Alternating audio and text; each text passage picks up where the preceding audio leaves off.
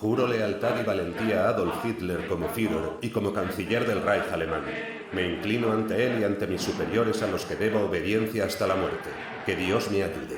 Juramento al Führer, 1933.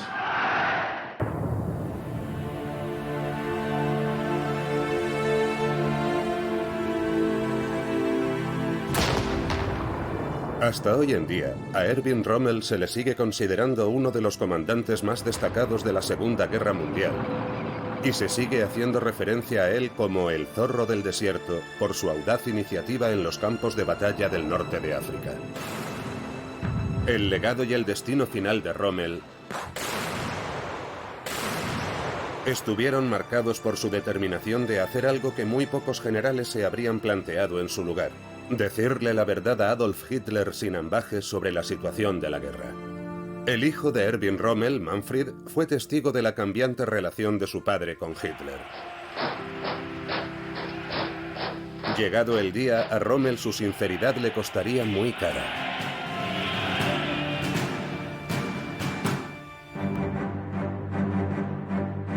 We have interrupted this program to bring you another special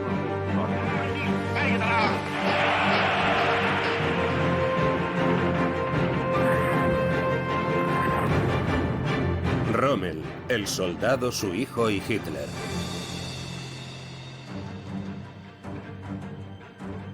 Comienza la leyenda. Al principio, mi padre no tuvo ningún problema con Hitler. Erwin Rommel era muchas cosas. Era un líder brillante tanto a nivel táctico como de operaciones, que al mismo tiempo estaba ciego ante ciertas realidades estratégicas del régimen al que servía. Podía ser amable y generoso y prepotente y tirano a la vez.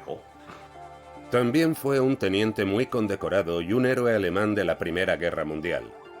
Tras la desmilitarización de las Fuerzas Armadas alemanas después de la Gran Guerra, Erwin Rommel optó por permanecer en el ejército, primero como instructor y más tarde, a mediados de la década de 1930, como escolta militar de Adolf Hitler en los mítines anuales de Nuremberg. Con el paso de los años ascendió a capitán, comandante y coronel. Los caminos de Rommel y Hitler se cruzaron varias veces más antes de que Alemania invadiera Polonia el 1 de septiembre de 1939, lo que daría inicio a la Segunda Guerra Mundial. Donde Erwin Rommel brillaba especialmente era en la guerra acorazada. En 1940, Hitler le dio a Rommel el mando de la 7ª División Panzer alemana, la división de carros de combate. Llevó a sus Panzer a una rápida victoria en Francia y hasta el Canal de la Mancha. En febrero de 1941, Rommel fue ascendido a teniente general. La siguiente misión de Erwin Rommel fue la que lo convirtió en una leyenda, la que le valió uno de los apodos más famosos de la historia militar. A Rommel nunca le faltó confianza. Tenía un ego gigantesco. Como se suele decir, no es fanfarronear si lo puedes demostrar. El mal acecha en las sombras.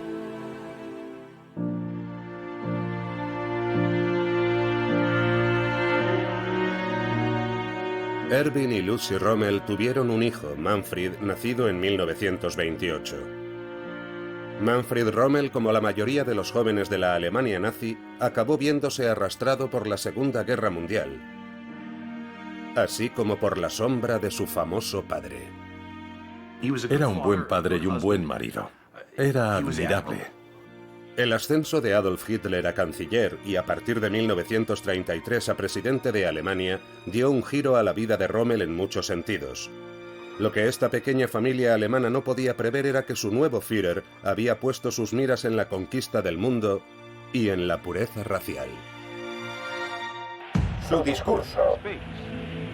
Alles, was ihr durch mich, das, was ich bin, bündig nur durch euch allein. Todos los cancilleres de Europa. Sieg heil! Sieg heil! Sieg heil! Hitler ascendió al poder diciéndoles a los alemanes que los sacaría de la ruina económica y militar. La situación desesperada del país era resultado de las duras sanciones que se le impusieron en virtud del Tratado de Versalles, con el que se puso fin a la Primera Guerra Mundial. El sentimiento general era que habíamos sido tratados injustamente y él se sirvió de ese resentimiento. Yo soy quien os ayudará a recuperar el orgullo y yo soy quien reparará la injusticia cometida contra vosotros. Alemania había quedado arrinconada, no tenía ninguna posición en el mundo. Ni siquiera se puede decir que fuera el hazmerreír. Era completamente irrelevante, sin más. Pero en Alemania estaba ocurriendo algo más siniestro aún. Erwin Rommel y la mayoría de la población alemana lo fueron descubriendo una vez que la Segunda Guerra Mundial estuvo bien avanzada. Por aquel entonces, Irmgard Schmid estaba en el colegio. La información que recibíamos era ambigua y confusa. Aunque era muy inteligente y tenía facilidad para los idiomas, solo tenía 9 años. Entonces todavía no conocía la palabra ambiguo, ni siquiera en alemán. Pero así era como me sentía, si pienso en aquellos días. Nos llegaba información de todos lados. Había carteles, llegaban los soldados y decían que Alemania era la más grande y también nuestro querido Führer. Auf seiner Fahrt an die Front vor Warschau begrüßt der Führer seine Leibstandarte, die sich bei den Herzkämpfen. Mi padre decía Heil Hitler todas las mañanas. Teníamos que decir Heil Hitler 7 veces al día y tenía que demostrar que me sabía todas las canciones en alemán. Extendía el brazo y cantaba.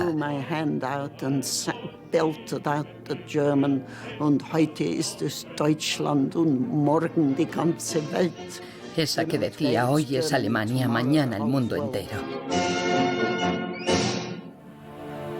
El comandante favorito de Hitler.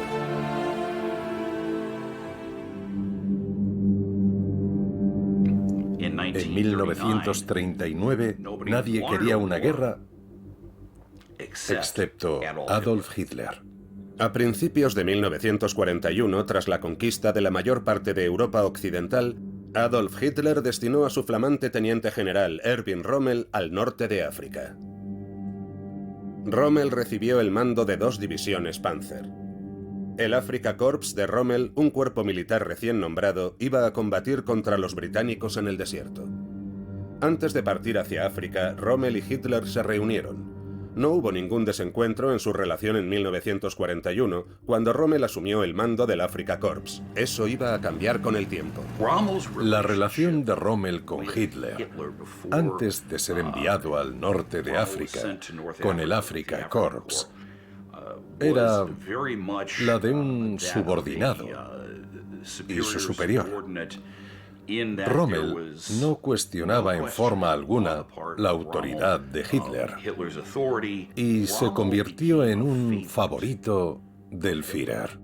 Desde el principio, la conexión entre Hitler y Rommel se basó en las experiencias que tenían en común. Rommel era un soldado de combate, como lo había sido Hitler en la Primera Guerra Mundial.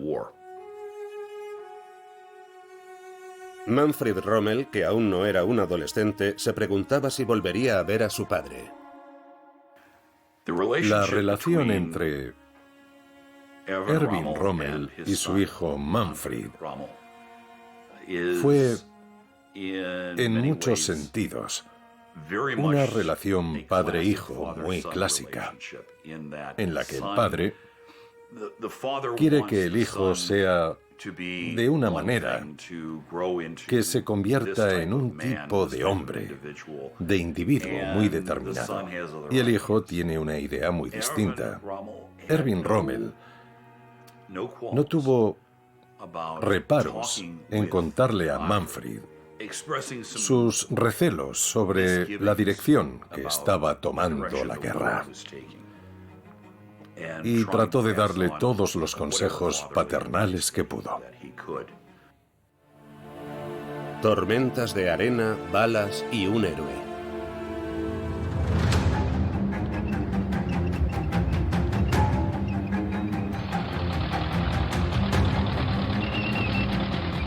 Erwin Rommel siempre quiso liderar. En el norte de África tuvo una oportunidad más de hacerlo. Quería un mando de combate. Había sido oficial de combate en la Primera Guerra Mundial y se le había dado especialmente bien. Le encantaba y quería volver a la acción. Además, no le faltaba valor y le gustaba liderar desde el frente.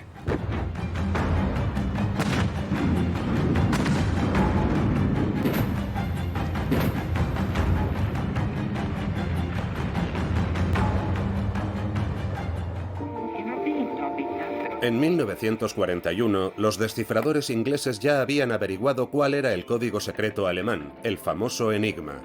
Los británicos leían los planes militares alemanes según se enviaban desde Berlín. Mi padre nunca pensó que fueran capaces de descifrar un código tan difícil. Los alemanes creían que a sus enemigos les costaría años descifrar un solo mensaje del sistema Enigma. La cuestión es que, en tiempos de guerra, te puedes equivocar con cualquier suposición o presunción que hagas sobre las capacidades del enemigo. El cariño del pueblo alemán.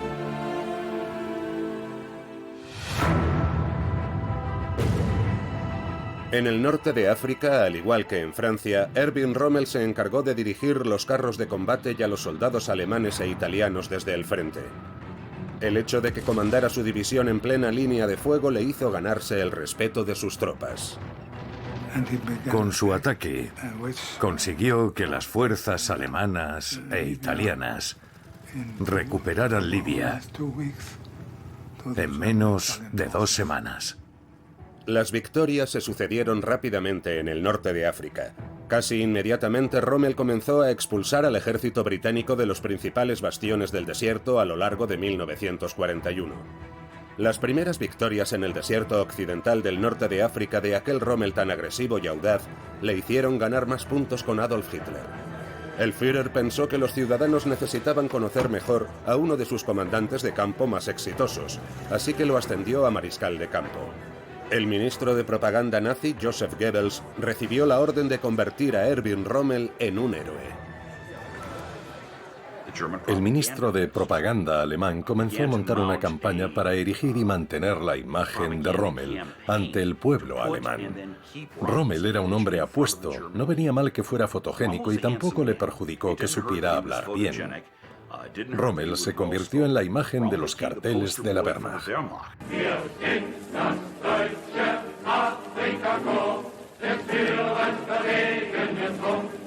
El nuevo rostro de la victoria del ejército alemán proporcionó una muy necesaria inyección de moral en el frente a medida que la guerra avanzaba hacia 1942.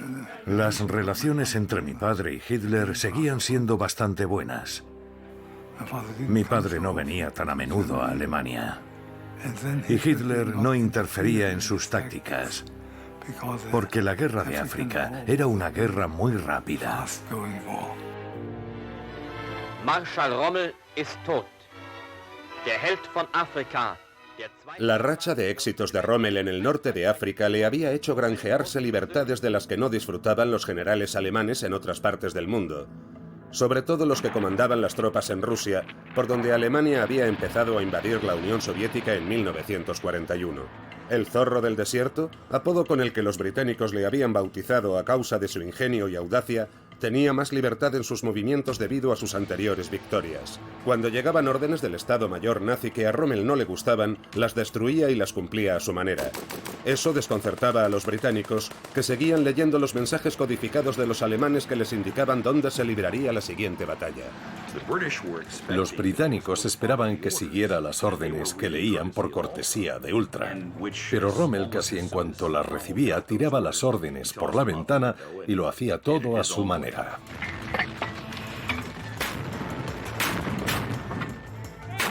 A finales de 1942 los aliados empezaron a cambiar las tornas en el norte de África. Pérdida, arrepentimiento y realidad. Han roto las líneas de defensa. Nuestros carros de combate ligeros estaban a 60 kilómetros de la línea de Rommel y consiguieron atravesarla. Los primeros éxitos de Rommel se desvanecieron, sobre todo debido a que los británicos recibieron muchísimos más suministros y a que Estados Unidos había entrado en la guerra. Y a principios de noviembre de 1942 se unieron a las fuerzas de Reino Unido en el norte de África. La artillería consigue golpear las posiciones del enemigo. Un impacto directo contra un cañón de 88 milímetros. Erwin Rommel, como mariscal de campo, les rogó a los dirigentes alemanes que les concedieran más recursos para poder recuperar la racha victoriosa, pero se encontró con el silencio. Mi padre hizo una larga lista de peticiones para Hitler, entre ellas que enviara los nuevos tanques a África. Pero no se hizo nada. Hitler se había desentendido. Era casi como si no le importara. El norte de África era secundario. Esperaba que la guerra terminara a finales de 1942. La superioridad de los británicos era tan abrumadora y la estrategia se calculó de forma tan cuidadosa y exigente que los alemanes no tuvieron opción. El Afrika Korps de Rommel atacó.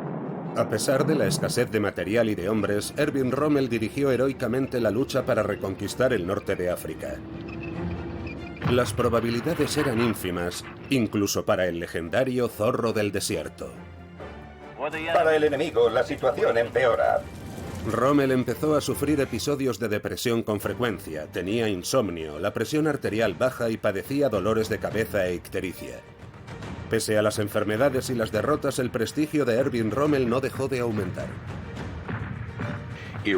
Rommel les daba 1000 vueltas a todos. El enemigo no conseguía tomarle la medida. Hasta que llegó un punto en el que se vio tan absolutamente superado en número de hombres y recursos materiales que no pudo detener el avance de los aliados. Al final se vio obligado a retirarse del norte de África. Habiendo perdido el norte de África, Erwin Rommel regresó a Alemania. Mi padre fue a Rastenburg a ver a Hitler por iniciativa propia. Y le dijo: mi Führer, tenemos que renunciar a África. No es posible hacer nada en estas circunstancias.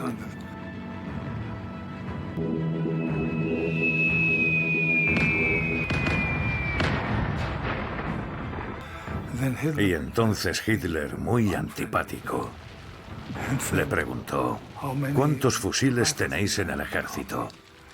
Mi padre le contestó: no los he contado. Y Hitler le dijo: ah, qué maravilloso general, que ni siquiera sabe cuántos rifles tiene. A lo que mi padre le espetó: lo mejor será que vengas a África y nos enseñes a luchar contra Montgomery con un Karabiner 98. Entonces Hitler le dijo: sal de aquí ahora mismo. Y mi padre salió y Hitler corrió tras él para que volviera. Todos estaban muy nerviosos. La relación empezaba a agriarse. En la primavera de 1943, Rommel empezó a sentir que sus tropas en el norte de África habían sido sacrificadas innecesariamente. Empezó a crecer en él el sentimiento de que le había traicionado. Pero cuando Rommel estaba en su presencia, el tremendo carisma de Hitler contrarrestaba, al menos temporalmente, las dudas que Rommel empezaba a tener. Grietas en los cimientos. En mayo de 1943, 130.000 alemanes e italianos se rindieron en el norte de África, lo que supuso el fin de la lucha del Eje en esa zona. Muchos historiadores creen que fue en esa época cuando Erwin Rommel empezó a enterarse de las ejecuciones y los asesinatos en masa de prisioneros de guerra y civiles rusos. Hasta finales de 1943, Rommel no empezó a saber de los excesos cometidos no solo por las SS, sino también por la Wehrmacht en el frente oriental. Y empezó a oír los rumores sobre los campos de concentración, los campos de exterminio, la solución final. Y fue entonces cuando su relación con Hitler empezó a tornarse, no diría solo agria, sino más bien hostil. Ese era el Adolf Hitler que Erwin Rommel no conocía, pero que empezaba a atisbar. Nos pasábamos muchas horas ahí plantados. No tenía libros ni podíamos ir al cine. Aquello no era propaganda. Estaba en tercer o cuarto curso. Todo aquello que se organizó para exterminar a los judíos se ocultó bastante bien, por lo que la mayoría de la gente no sabía nada al respecto. Cuando mi padre descubrió todos esos crímenes, dijo que aquello sería un tremendo dilema y que sería imposible llegar a un acuerdo de paz razonable.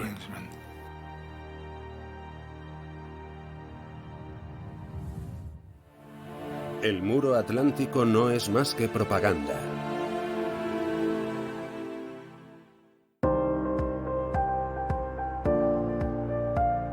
Tras negársele otro mando en Italia, Rommel sería finalmente puesto a cargo de la defensa de Europa Occidental. El escenario estaba preparado para el enfrentamiento final entre Hitler y Rommel.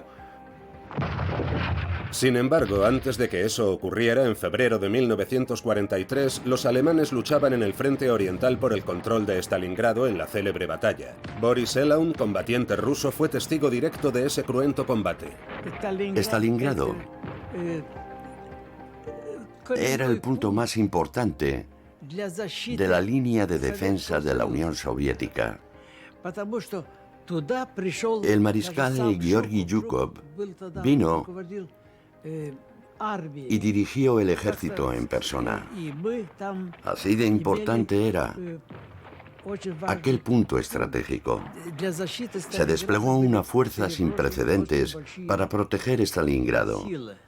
Los alemanes fueron bombardeados día y noche. Muchos historiadores consideran que ese invierno de lucha encarnizada fue el punto de inflexión de la Segunda Guerra Mundial. Los alemanes y las potencias del eje sufrieron más de 800.000 bajas. Tras la batalla de Stalingrado, los rusos comenzaron a hacer retroceder a los alemanes en la Unión Soviética. Erwin Rommel y Adolf Hitler observaron los resultados desde Rusia. Ambos sabían que era solo cuestión de tiempo que los aliados abrieran su tan esperado segundo frente en Europa Occidental. Como ya había coincidido con los británicos y los estadounidenses en el norte de África, al mariscal de campo Erwin Rommel se le concedió el mando de la defensa de Europa Occidental. Allí, Adolf Hitler tenía que defender el conocido como Muro Atlántico, una sucesión de fortificaciones fijas que se extendían a lo largo de más de 2.500 kilómetros desde Noruega hasta la frontera con España. Hitler creía que esos emplazamientos defensivos detendrían cualquier intento de invasión de Europa Occidental por parte de los británicos.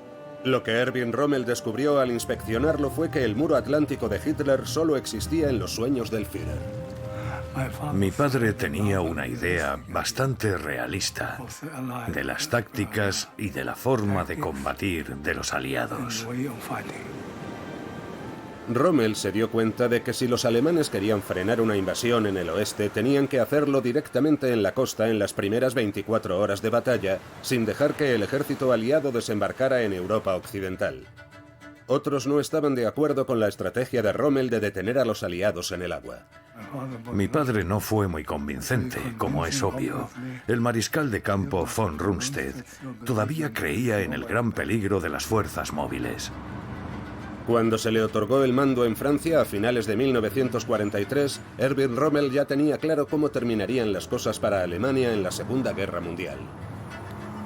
Mi padre estaba absolutamente seguro de que Alemania no podía ganar la guerra de ninguna manera. Rommel esperaba que la invasión aliada se produjera en algún punto de la costa de Francia, dado que aquellas playas eran las más adecuadas para un desembarco.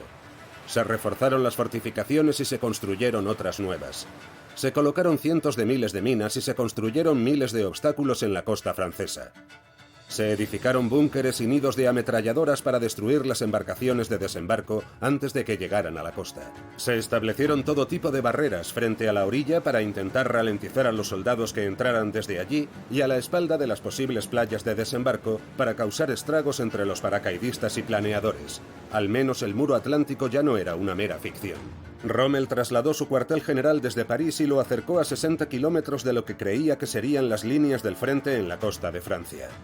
Dirigiría la defensa del oeste desde este castillo del siglo XII con vistas a la orilla norte del río Sena, en la Roche-Guyon.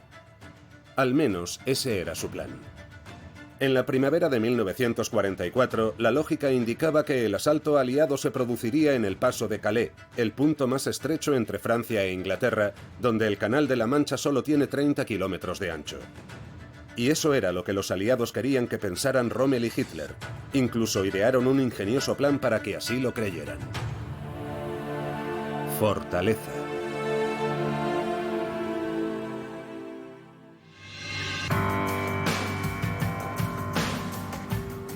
Una de las grandes historias de la Segunda Guerra Mundial, que es poco conocida, es la llamada Operación Fortaleza. Se creó un ejército aliado de soldados, carros de combate, camiones y tráfico de comunicaciones en Inglaterra. Todo falso. Diseñado exclusivamente para indicar que se iba a iniciar una invasión aliada que desembarcaría en Calais, a 240 millas al noreste de la costa de Normandía. Los alemanes no tenían medios para averiguar si aquello era cierto o no.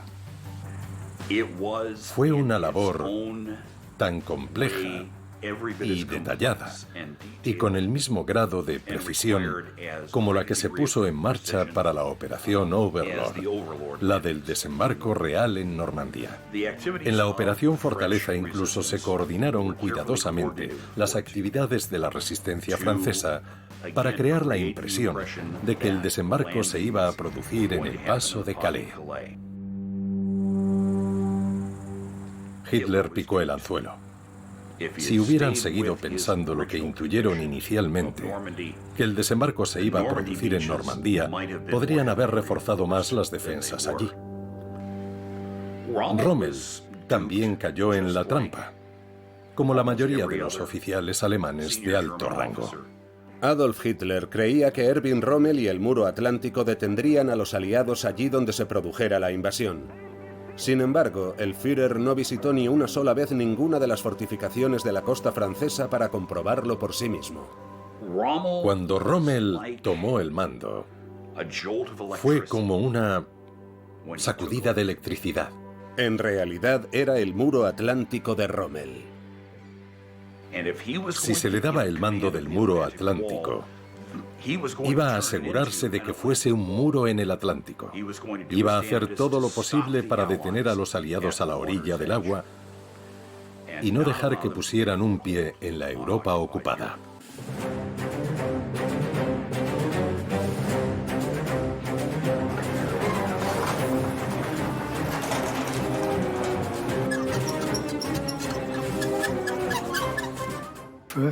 El primer paso de la fortificación de la costa fue establecer las posiciones para la infantería y para los campos de minas, basándose en su experiencia en África, y después distribuir a la división acorazada en diferentes puntos de la costa, para que pudieran intervenir ese mismo día o noche. Vio una cierta oportunidad para compensar la inexistencia de la marina alemana y la debilidad de la fuerza aérea. Y también estaba convencido de que no era posible emprender batallas móviles de la envergadura de las de 1940, porque los británicos y los estadounidenses tenían tal superioridad en el aire que habrían dejado clavados a los blindados alemanes y no tendrían ninguna posibilidad. Se estaba reforzando el muro atlántico.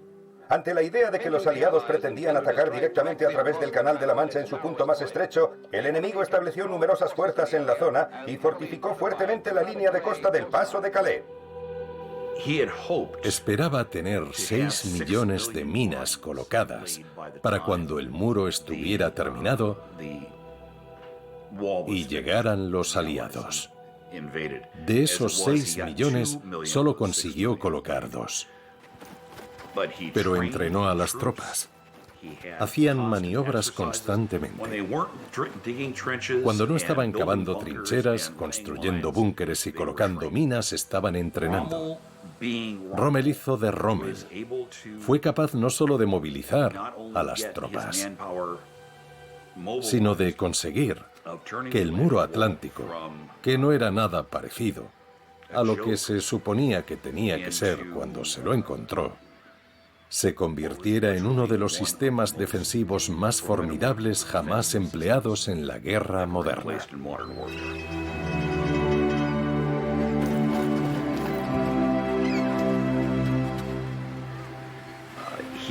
Ideó varios diseños diferentes para los obstáculos de la playa, para las minas, para la detonación de las minas y los campos de minas, y para los búnkeres de vigilancia y de defensa. Hacía un boceto de lo que tenía en mente y se lo entregaba a sus subordinados para que lo hicieran realidad. En vista de nuestras robustas instalaciones, del excelente espíritu de nuestras tropas y de las nuevas armas que se han puesto en nuestras manos, podemos esperar los próximos acontecimientos con gran tranquilidad y no preocuparnos ni un segundo sobre si irá bien o mal. No me cabe duda de que irá bien, y no creo que los británicos vuelvan a intentarlo si tratan de desembarcar aquí. Hizo muchas fortificaciones él mismo. Mostró tener mucha iniciativa e imaginación. Se encargaba de gestionarlo todo. Recorrió Francia comprobando que se hubieran cumplido sus órdenes. Muchas de las playas se habían fortificado muy bien en muy poco tiempo. En 1944, al mariscal de campo Erwin Rommel se le estaba acabando el tiempo cuando mayo dio paso a junio.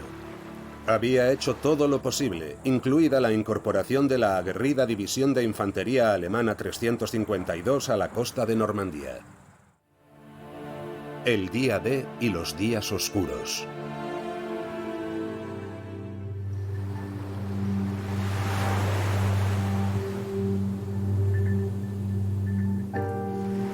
A principios de junio de 1944, Rommel tenía una gran ventaja. Conocía las tácticas que los aliados habían utilizado en anteriores desembarcos en el norte de África, Sicilia e Italia, sobre todo el hecho de que se fijaban mucho en los informes meteorológicos. En el Canal de la Mancha, el mes de junio suele ser particularmente desapacible. Según lo esperado, el tiempo a principios de junio de 1944 en la costa francesa del Canal de la Mancha iba a ser muy ventoso, muy húmedo y previsiblemente desagradable.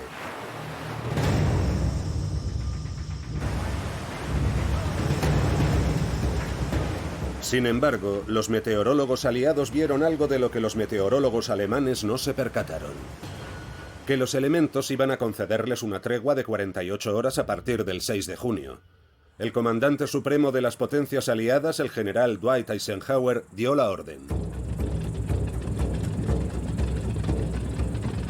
El día D. La decisión de lanzar las operaciones Neptuno y Overlord en condiciones poco adecuadas dejaría perplejo al mariscal de campo. La elección de Normandía también le sorprendió. El desembarco no iba a producirse en el Paso de Calais. Se sorprendió mucho, porque confiaba en la opinión experta de la Kriegsmarine, la Marina alemana, de que nadie podía desembarcar en esas condiciones meteorológicas. Fue una decisión muy valiente del general Eisenhower y muy acertada. La Marina no estaba desplegada y la Fuerza Aérea se negó a salir. Dijeron que con ese clima no valía la pena que sacaran sus máquinas. De manera que las primeras en avistar la invasión fueron las tropas de infantería, lo que resulta absolutamente extraordinario. Pero lo que empeoró mucho las cosas para los alemanes en la mañana del 6 de junio de 1944 fue que el comandante del muro atlántico ni siquiera estaba en Francia. Erwin Rommel decidió que era un buen momento para regresar a su casa en Herrlinge, en Alemania, y cumplir dos objetivos, uno personal y otro profesional. Tenía la intención de reunirse con Hitler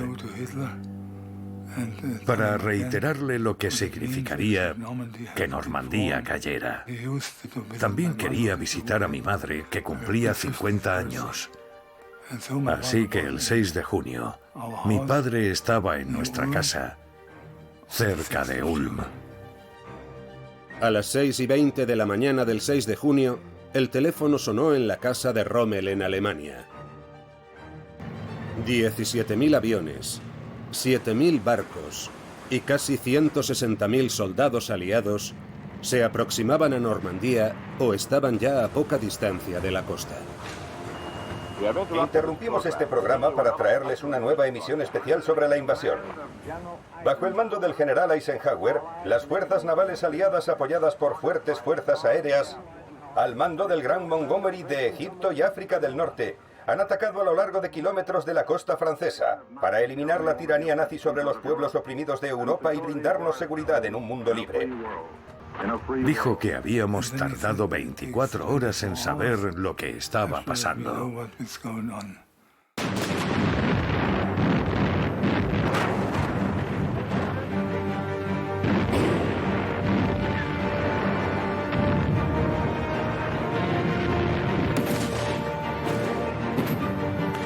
Y ahí fue cuando mi padre empezó a pensar que no solo iban a perder esa batalla, sino también la guerra. Aquel 6 de junio, Manfred Rommel también estaba en casa con su padre. El joven adolescente había sido llamado a filas e iba a incorporarse a la Luftwaffe alemana como ayudante de la defensa antiaérea. Tuve la oportunidad de ver a mi padre. Y fui uno de los primeros alemanes que supo que la invasión había comenzado.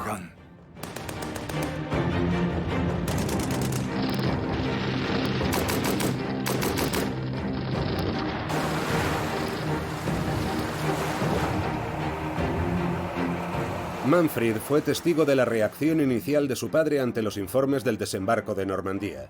También de su frustración por no poder volver a su cuartel general en La Roche-Guyon en ese momento decisivo de la historia. No le gustó nada, en absoluto. Dijo que tendría que haber estado en Francia y que todavía no tenía claro qué estaba pasando. En el cuartel general de mi padre y del general Gerd von Rundstedt seguían dudando si ese era el verdadero desembarco. Pero eso cambió en una hora. Y mi padre empezó a llamar a su chofer y a prepararse para partir hacia Francia. Y dijo que era muy doloroso que estuvieran desembarcando mientras él no estaba allí. Tras recibir más informes de su jefe de Estado Mayor Hans Speidel, Erwin Rommel salió en coche de Herrlinge, en Alemania, rumbo a Francia alrededor de las 10:30 de la mañana del 6 de junio. El mariscal de campo llegó a La Roche-Guyon alrededor de las 9 de la noche. Aquella mañana se pensaba que Normandía era solo una distracción, que el verdadero ataque vendría en el paso de Calais. El plan de engaño de la Operación Fortaleza había sido un éxito rotundo. Funcionó tan bien que la 15ª División del ejército alemán permaneció en Calais, esperando hasta bien entrado julio una invasión que nunca llegó. Los aliados mantuvieron el dominio de los cielos e impidieron que los carros de combate alemanes y su infantería de reserva pudieran responder de forma inmediata durante el día D y los días siguientes, tal y como había predicho Rommel. Se bombardean las carreteras que los nazis utilizan para traer refuerzos hacia nuestra mayor cabeza de playa en la costa, a 16 kilómetros de distancia. Sabían perfectamente dónde estaban situados los alemanes. Además de ganar la batalla aérea, las armadas estadounidense y británica se habían hecho con el control de la costa del canal. El alcance de sus grandes cañones llegaba hasta el interior. Algunos comandantes en Alemania decían que era imposible que los alcanzaran a una distancia de 30 kilómetros. Fue determinante para que se hicieran con la costa.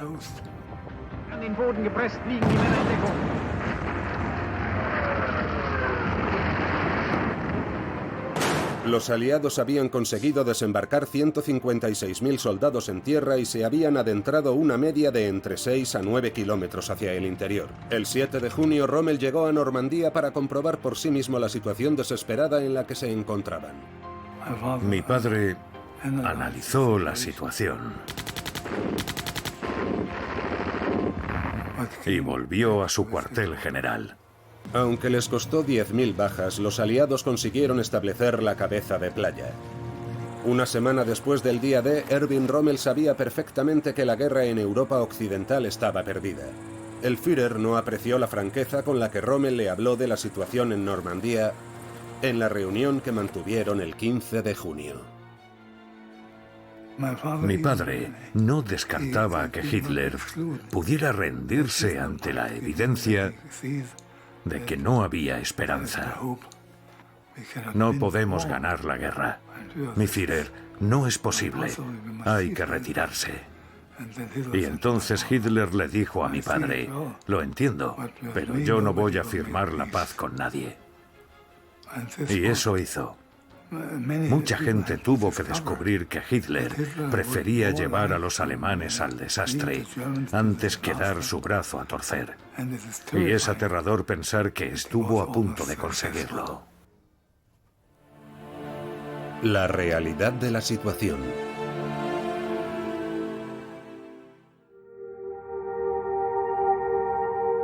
Erwin Rommel sabía desde el principio que todas aquellas minas, los obstáculos, las fortificaciones y la infantería no podrían detener el ataque de los aliados.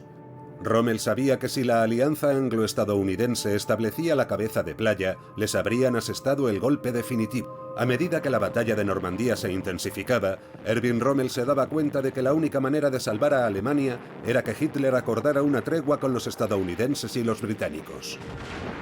Estábamos en una situación muy comprometida. Mi padre estaba convencido de que los alemanes no tenían ninguna posibilidad de ganar la batalla en las playas. La guerra estaba perdida. Los aliados estaban en una posición en la que no les hacía falta conceder nada a los alemanes. Hitler tenía que desaparecer. Y lo único que se podía hacer, lo único bueno que un general alemán podía hacer, era rendirse. Rommel le aconsejó a Hitler que firmara la paz. Incluso aunque significara que tuviera que renunciar al cargo de Führer, de jefe del Estado. Los aliados no querían negociar con Hitler, y Hitler había manifestado abiertamente que no negociaría con nadie. En tal caso era el momento de que Hitler se hiciera a un lado. Y como dijo Rommel, había que considerar la situación convenientemente. La franqueza de Erwin Rommel con Hitler alcanzó su punto álgido el 15 de julio de 1944. Le escribió una carta de 3 páginas en la que le decía que la guerra en el oeste estaba perdida y, en pocas palabras, que el Führer de Alemania debía pedir la paz en el oeste. Poner fin a la lucha en Europa Occidental también permitiría a Alemania dedicar más recursos para defenderse de los rusos que se acercaban rápidamente por el este.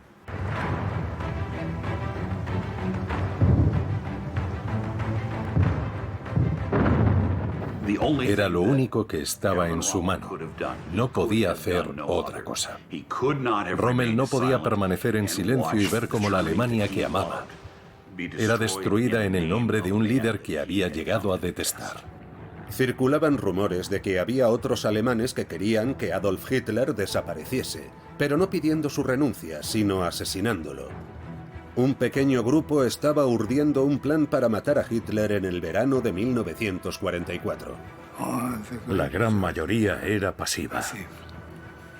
En el Tercer Reich, uno no podía decirle a su amigo que había pensado que lo mejor era matar a Hitler y hacer una revolución, porque podía ocurrir que tu amigo fuera tan patriota que decidiera denunciarte a la policía. Además, el movimiento de resistencia alemán estaba compuesto por oficiales del Estado Mayor, de la policía, de la élite, que creían saber que no estaban cayendo en manos de traidores. Pero hablar en público con la gente era un suicidio. La guerra ya no tenía nada que ver con Alemania. Se había transformado en una guerra contra Adolf Hitler. Y en ese momento, en opinión de Rommel, la guerra se llenó de maldad y Hitler se volvió malvado con ella. Porque ya no estaba pensando en el bien general de Alemania. Estaba utilizando a Alemania para mantenerse en el poder. La luna de miel había terminado hacía mucho y se acercaba el momento del divorcio. ¿Estaba involucrado o no?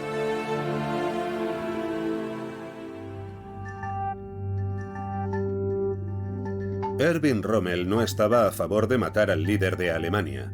El juramento de Rommel de servir a su país estaba por encima de cualquier complot para cometer un magnicidio. Él quería que Hitler se fuera, pero no le parecía que asesinarlo fuera una opción. Creía que Hitler debía entregar primero a Alemania a los aliados occidentales y luego someterse a un juicio. En 1944 a Rommel no se le pasaba por la cabeza formar parte de una conspiración de asesinato, pero sí sabía que había algunos oficiales alemanes que estaban a favor de matarlo. Ahí fue cuando la cosa se complicó. La idea de asesinar a un jefe de Estado era algo que Erwin Rommel habría aborrecido. No se le habría pasado por la cabeza. Es un acto claramente ilegal. No es la forma en que los alemanes hacen las cosas. A ojos de Rommel, fue simple y llanamente una traición. Estaba dispuesto a aceptar que Hitler fuera arrestado y destituido de su posición como Führer del Tercer Reich, pero no a tolerar un asesinato. Es la diferencia entre una acción legal y una ilegal. El fin de la guerra de Rommel.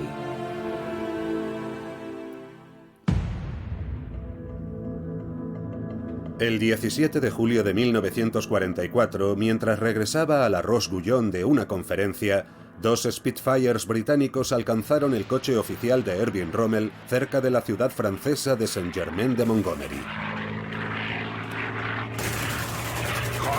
El coche se salió de la carretera y cayó en la cuneta. Como consecuencia, Rommel, que iba sentado en el asiento delantero, salió despedido contra el marco del parabrisas y se destrozó el lado izquierdo de la cara. Quedó casi desfigurado. Cuando llegó al hospital, supuse que moriría esa misma noche. El conductor no sobrevivió, pero mi padre sí. Y ese fue el final de su carrera militar. Tenía el pómulo y la órbita del ojo izquierdo aplastados y una fractura de cráneo. Sorprendentemente no pareció afectarle psicológicamente. Seguía muy alerta y consciente, pero ya no pudo volver al campo de batalla, nunca más. Fue relevado del mando por razones médicas. Y aquel episodio marcó el final de su carrera de combate. Al parecer, Antes de sufrir ese accidente, el 17 de julio, Erwin Rommel había estado estudiando un plan alternativo para poner fin a la guerra en Europa Occidental lo antes posible. Rommel estaba decidido a tomar cartas en el asunto y tratar él mismo con los aliados si Hitler no lo hacía. Intentó conseguir que el ejército se rindiera. Pero no le dio tiempo, porque el 17 de julio fue alcanzado por las balas y granadas de 2 cazas británicos y quedó fuera de combate. Así ha quedado la sala de operaciones del cuartel general de Hitler tras el atentado contra el Führer. Hay muchas conjeturas sobre si consiguió escapar o sucumbió más tarde a sus heridas. El plan para asesinar a Adolf Hitler el 20 de julio de 1944 en la guarida del Lobo, que era como se conocía al cuartel general del Führer en Rastenburg, en Prusia Oriental, fracasó. Se juzgó y ejecutó a más de 5.000 personas por haber participado en el atentado contra la vida de Hitler. La mayoría no estaban involucrados de ninguna manera, pero aquello permitió a Hitler eliminar a muchos de los que consideraba no leales. Uno de los que estaban en su lista era el que había llegado a ser su mariscal de campo favorito. A Rommel, Hitler nunca le concedería un juicio público. Rommel era culpable de decirle la verdad al Führer. Lo de menos era si había formado parte del complot para matarlo. A ojos de Hitler, había cometido traición por el hecho de haber mostrado una actitud derrotista. El mariscal de campo debe pagar.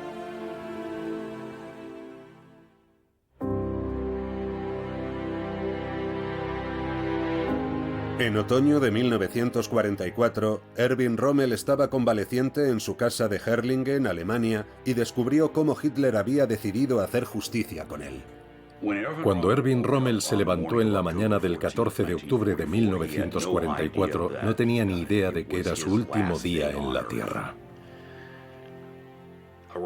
Hacia el mediodía, llegaron 2 oficiales, generales de las SS, para informarle de que un tribunal militar había concluido que era culpable de actuar contra el Führer y contra el interés de la patria. Se le dieron 2 opciones. Uno de los generales había traído un frasco de cianuro.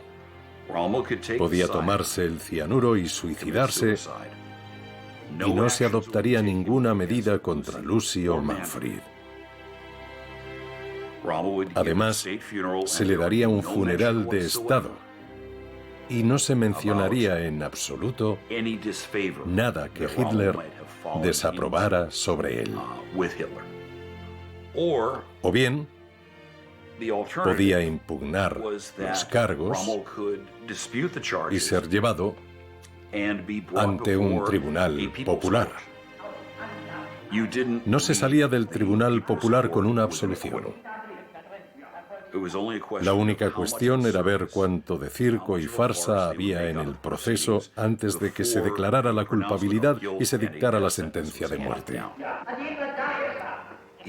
Fue un momento hablar con Lucy para decirle que en un cuarto de hora estaría muerto, que había 2 hombres fuera que habían traído veneno y que ese era el precio que tenía que pagar por haberle dicho la verdad a Hitler. Así que Rommel le pidió a Manfred que fuera fuerte y que cuidara de su madre. Y luego se fue con los 2 generales de las SS. A unos cientos de metros de la carretera se pararon a un lado. Los 2 generales salieron del coche y se alejaron un poco. Rommel se tomó el veneno. Cuando volvieron, estaba jadeando, ya inconsciente y casi muerto. En pocos minutos, falleció. Numa cerimônia oficial, o povo alemão despede-se do mais bravo de seus generais. Se le dio un funeral de Estado.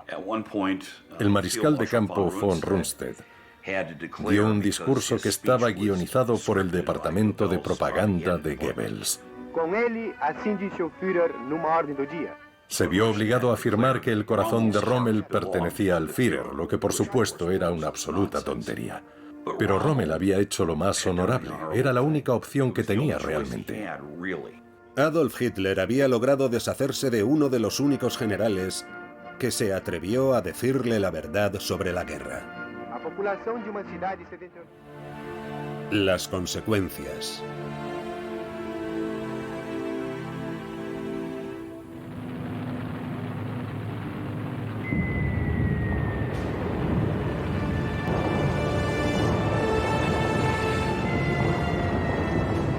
Tras la muerte de Rommel, Hitler llevó a Alemania a la ruina casi total antes de suicidarse en su búnker de Berlín el 30 de abril de 1945. Para entonces, varios millones de alemanes más habían muerto innecesariamente y la Unión Soviética se disponía a reclamar la mitad de Alemania como propiedad comunista. El que fuera el mariscal de campo más célebre de Alemania había demostrado tener razón al final. Erwin Rommel había pagado con su vida sus proféticas palabras y su absoluta sinceridad. Lucy Rommel nunca se volvió a casar. Murió en Stuttgart, Alemania, el 26 de septiembre de 1971.